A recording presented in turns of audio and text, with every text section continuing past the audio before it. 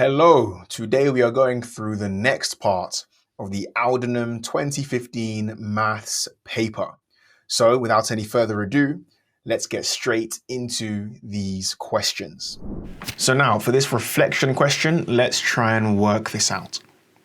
So here we see our line of reflection is not horizontal, it's not vertical, it's diagonal. So we have to be very careful with how we reflect this. Let's start and take this line by line, right? Take it line by line, be very careful to make sure you don't make any silly mistakes. We start here. This line here is going vertically downwards and it's hitting this diagonal line of reflection. And when it hits this diagonal line of reflection, it's going to go off in this direction, right? And how many squares is it going to go off? So this is one, let me do it in blue.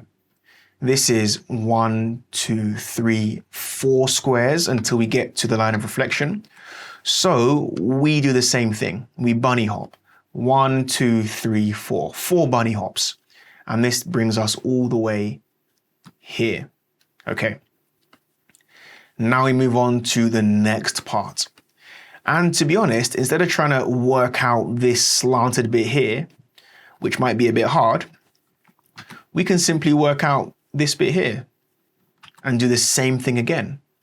This time we have 1, 2, 3, 4 bunny hops again. So we can do 4 bunny hops in this direction, 3, 4. So we're going here.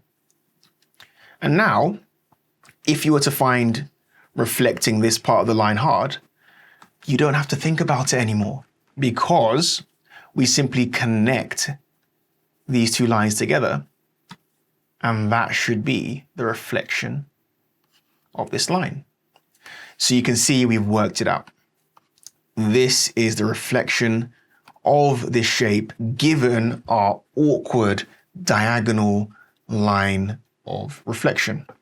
This is our answer. Okay, so for question 18, if the probability of it raining tomorrow is 0.08, what is the probability of it not raining? So whenever we see probability and we see not, we have to think a certain kind of way. And the reason is because in the world of probabilities, the maximum probability we can get is 1, and 1 represents certainty. If something has a probability of 1, we are certain that thing's going to happen. Same way, if it has a probability of 0, then we're certain it's not going to happen. It's impossible, right? So, knowing that, if we go back to this question, we're told the probability of it raining tomorrow is 0.08. So to work out the chance of it not raining, we take 1 certainty, put it in blue, take 1 and we subtract 0.08, which gives us 0.92. That's our answer. But it all comes from understanding how things work in the world of probabilities. 1 being certainty, 0 impossibility. So here we have a pie charts question, and part A says what fraction of people owned a black car?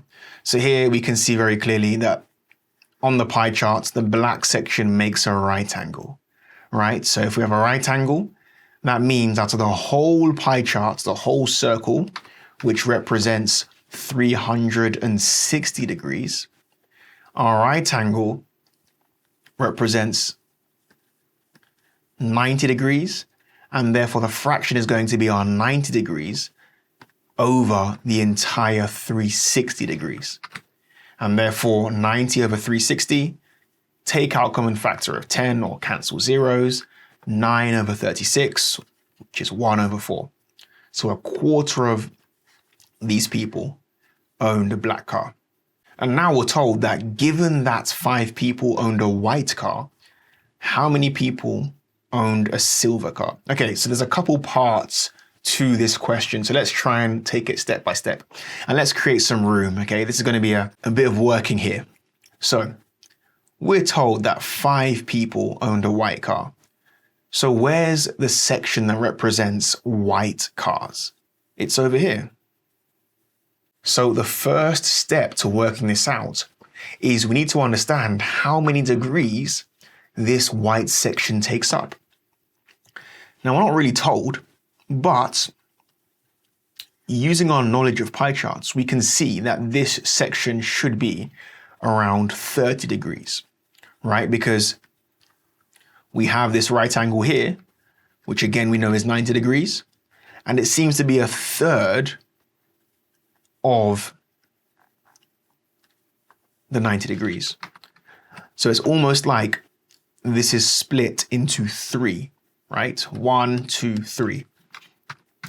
So we can safely assume anyway that this white section is indeed 30 degrees of the entire pie chart. And that's really important. The reason it's important is because by working out how many degrees the white section represents, we can work out how many people were surveyed overall. How do we do that? Well, we use our knowledge again of pie charts. We know 30 degrees represents 5 people.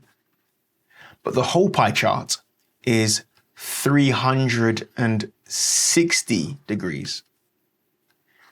And therefore, if we go from 30 to 360 by multiplying by what? 12. Then we go from 5 people to the number of people who were surveyed by also multiplying by 12, right? Whatever we do on one side, we do to the other in this case. So we simply scale up the 5 people, multiply it by 12, giving us 60 people being surveyed. But then we're not being asked how many people were surveyed. We're being asked how many people owned a silver car. And we can see the key for the silver car is this striped pattern over here. So this is only going to be 180 degrees, which we can see. I'll put it in green, right? We can see this here is 180 degrees, or 2 right angles. So we know that 360 degrees represents 60 people. So how many people are represented by 180 degrees? Well, to go from 360 to 180, we divide by 2. So same thing here. We divide 60, make it a bit more clear. We divide 60 by 2. And dividing 60 by 2 gives us what? How many people? 30 people. So 30 people owned a silver car. So now for this question, how much will 46 lollipops cost if they cost £1.25 each? So here we have simple multiplication. We have £1.25 multiplied by 46. So the first step to make this easier for ourselves is to convert £1.25 into a number that's more manageable when it comes to multiplication. And that would be 125 pence, or simply 125. So we have 125 and we have 46. Let's multiply these two numbers together. And in this case, it's most likely smarter to do it using our column method rather than using mental maths. So here we have 6 times 5, which is 30. So 0, carry the 3. 6 times 2 is 12. Add the 3, 15. So 5, carry 1. Then we have 6 times 1 is 6. Add the 1, 7. Then we have the placeholder we place here. 4 times 5 is 20, so 0, carry the 2. 4 times 2 is 8. Add the 2 we carried over, 10. 4 times 1 is 4. Add the 1, 5. Okay, so we should have 0, 5, 7, 5, or 5,750 pence. And now we have it in pence, we can convert it back into pounds if we want to. And this would be £57, 50 pence. So here we have a very interesting question. We're told Jeff has 8 pizzas to share between himself and his friends. If each person is to get 2/3 of a pizza, that's a decent portion, how many friends can Jeff feed? So how can we work this out? We're going to use division of fractions. That might sound scary, but trust me, it's not that scary. We'll show you how right here. So if we think about it, let's say that Jeff had 8 pizzas and each person was going to get half a pizza. If that was a question, you would know straight away how many friends Jeff could feed, because we have 8 pizzas, each person's getting half a pizza, and therefore we have 16 people we can feed, right? But what are we doing there mathematically? If we have 8 pizzas and each person's getting a half of a pizza, we're dividing those 8 pizzas into slices of a half. We're doing 8 divided by a half. That's really what we're doing. And I'll prove that's what we're doing because whenever we have division of fractions, it's simply a multiplication in disguise. Why do I say that? Well, because we can change this divide sign. We can replace it with a multiply sign. And then what can we do? We can flip and switch around the numerator and the denominator. So now we don't have 1/2, we have 2/1. But can you see what we've done there now? We have 8 times 2, 1 times 1, we have 16/1 or 16. Remember we said that if Jeff had 8 pizzas and each person was to get half a pizza, then he could feed 16 people. We've come out with the same 16 here, which proves what I was saying, that really all we're doing is a division of fractions questions. Now, back to our actual question.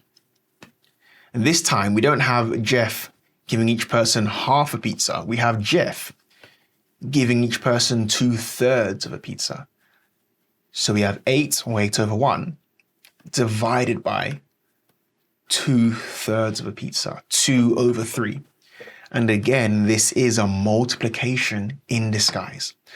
So now we have 8/1 times 3/2. We flip the numerator and denominator. And this leaves us with, well, numerator times numerator over denominator times denominator. So 8 times 3 times tables, 24. 1 times 2, 2. 24/2, 12. He can feed 12 of his friends. That's how we work this out. So you can see it's not that scary. All we have to remember is the golden rule. Any fraction division is a multiplication in disguise. Okay, so that is all for today. Make sure you like the video, subscribe, and turn on notifications so that you're the first to know when the next video is released. And on that note, I will see you all next time.